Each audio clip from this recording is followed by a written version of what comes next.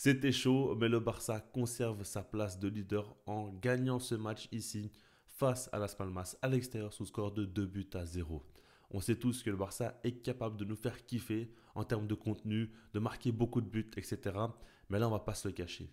Lors de chacun de nos matchs de Liga en ce moment, on a une grosse pression supplémentaire parce qu'on sait que le Barça peut à tout moment passer de la première à la troisième place. Vu que le Real et l'Atlético Madrid sont très très proches de nous, ils sont seulement à quelques points, donc ça peut très vite basculer.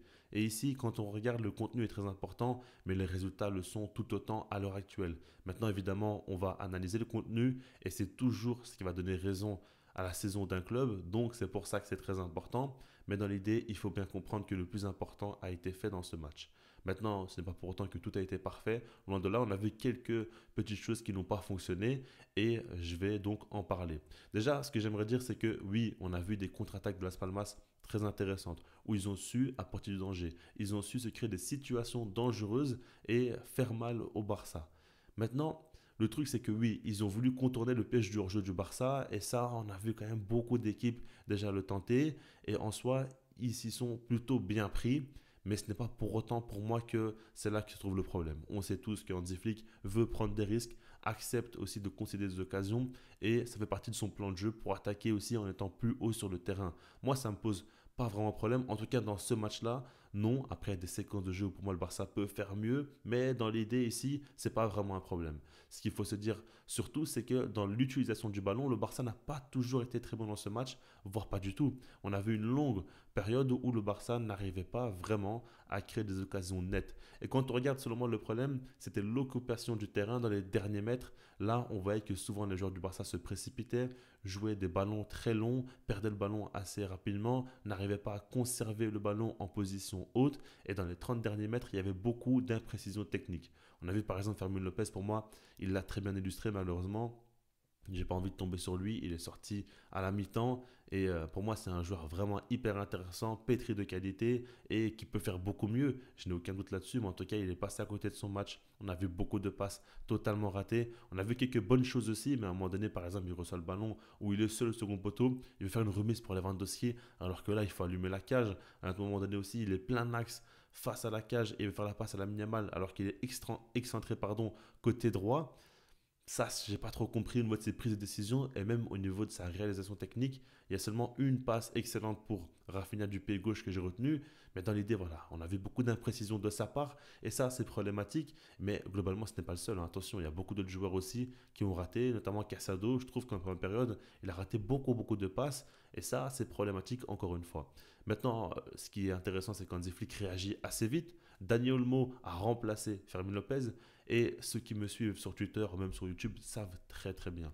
Daniel Olmo, selon moi, c'est un joueur qui doit jouer en tant que titulaire. C'est un joueur important, un joueur qui peut te faire gagner des matchs face aux meilleures équipes en Europe parce que il a ce petit truc en plus. On va y revenir un peu plus tard, mais en tout cas, ça me fait très plaisir qu'il entre en jeu et j'espère qu'il va jouer davantage à partir de maintenant parce que c'est important pour la saison du Barça. Mais dans l'idée, quand on regarde, Daniel Olmo entre et tout de suite, il n'est pas forcément bon. Quand on regarde surtout, il fait quelques erreurs aussi un petit peu comme Fermin Lopez et on sent qu'il n'est pas vraiment en confiance. Les joueurs du Barça aussi, globalement, c'est pas ça. Par exemple, quand on regarde Pedri, je l'ai encensé tout le long de la saison, mais ce qu'il faut dire, c'est que aujourd'hui, il s'est passé une folie. On est en 2025 et c'est le premier match de Pedri qui n'a pas été stratosphérique. Là, il a fait un match d'être humain normal. Un match qui n'a pas été mauvais, mais à son échelle, c'est vraiment pas ouf. Parce qu'il peut faire largement mieux. Et c'est pas pour le critiquer, c'est pour dire qu'il a mis tellement la barre haute qu'aujourd'hui, le voir faire un match plutôt normal, bah, ça nous choque. On est habitué à ce qu'il fasse d'énormes différences individuelles. Et ça, il faut quand même le mentionner. Maintenant, c'est pas grave parce que Pedri n'a peut-être pas été, comme d'habitude, à un niveau incroyable, mais Lamine Yamal, lui, a pris le relais. Et je l'ai pas mal critiqué lors des dernières semaines où je disais qu'il jouait plus pour lui que pour ses coéquipiers, qu'il faisait un petit peu moins de différences individuelles, qui apportait vraiment quelque chose dans le jeu et pas à 50 mètres des buts. Ah ben là, aujourd'hui, enfin, je trouve que Lamine Yamal est de retour. En tout cas, c'est ce joueur-là qu'on aime voir jouer. Et là, il nous fait kiffer. Parce que ce que j'aime beaucoup chez ce joueur-là, c'est que souvent, quand le Barça est en difficulté, quand on joue face à des blocs bas, il n'y a pas beaucoup d'espace, il n'y a pas beaucoup de joueurs qui sortent du lot. eh ben, pas de problème. C'est Lamine Yamal lui-même qui va faire la différence. C'est lui qui va dribbler le joueur, c'est lui qui va faire des passes, c'est lui qui va tenter des frappes. Il va à peu près tout faire, tout ce qui est possible et imaginable pour pouvoir aider l'équipe. Et quand on regarde, il débloque beaucoup de situations. Il a eu un manque de réussite pendant un long moment lors de ce match, mais globalement, c'est le joueur qui a fait le plus de différence. Pour moi, il n'y a pas de doute, ça a été lui le meilleur joueur du match. Ça a été lui qui a été le plus au rendez-vous et qui a le plus aidé le Barça à finir par remporter la rencontre. Vraiment, j'ai beaucoup apprécié son match et j'espère qu'il va continuer à monter en puissance parce que quand on le voit à un tel niveau, bah, on sait tous que ça nous rend tous optimistes pour la suite.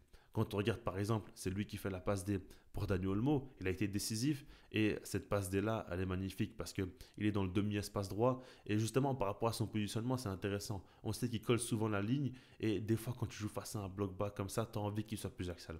Tu as envie qu'il se connecte un peu plus au jeu. Justement, aujourd'hui, on l'a vu toucher beaucoup plus de ballons, mais je trouve que des fois, il doit un petit peu délaisser son positionnement où il est très excentré et justement se réaxer. Parce que quand il est plein axe comme ça, il est hyper dangereux. Et peut-être que c'est un joueur qui est voué à avoir un positionnement plus axial dans sa carrière avec le temps. En tout cas, c'est comme ça que je l'imagine. Mais en tout cas, sur l'action de la passe D, il est dans le demi-espace droit. Il arrive facilement à éliminer et il te fait une passe tranchante pour Dani Olmo. Plein axe. Déjà, l'appel Dani Olmo et le positionnement, c'est magnifique. Mais la passe de Lamine Yamal entre 3-4 joueurs, c'est fou. Il n'y a que lui qui fait des trucs comme ça. Je suis désolé, mais cette douceur. Par exemple, Rafinha, il a ce côté où il fait des passes tranchantes, laser.